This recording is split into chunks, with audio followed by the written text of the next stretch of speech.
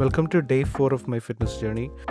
ഇന്ന് നമുക്ക് rest day ആണ്. പ്രത്യേകിച്ച് ഒരു വർക്കൗട്ടും കാര്യങ്ങളൊന്നും ചെയ്യുന്നില്ല. ഒരു ആക്റ്റീവ് റിക്കവറിയാണ് ഉദ്ദേശിക്കുന്നത്. ഇന്ന് ബ്രേക്ക്ഫാസ്റ്റ് ആയിട്ട് കഴിച്ചത് ഓട്സ് ആണ്.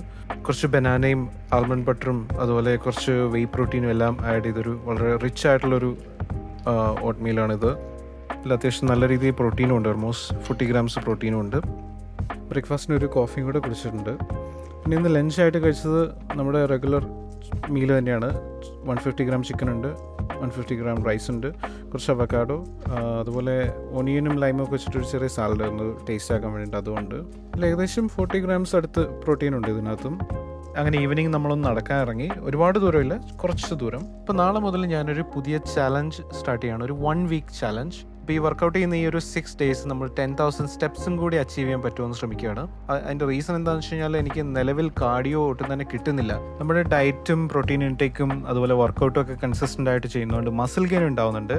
കുറച്ചുകൂടി ഒന്ന് ഫാറ്റ് ലോസിന് വേണ്ടിയിട്ടാണ് ഇങ്ങനെയൊരു ചലഞ്ച് ചെയ്യാമെന്ന് വിചാരിക്കുന്നത്.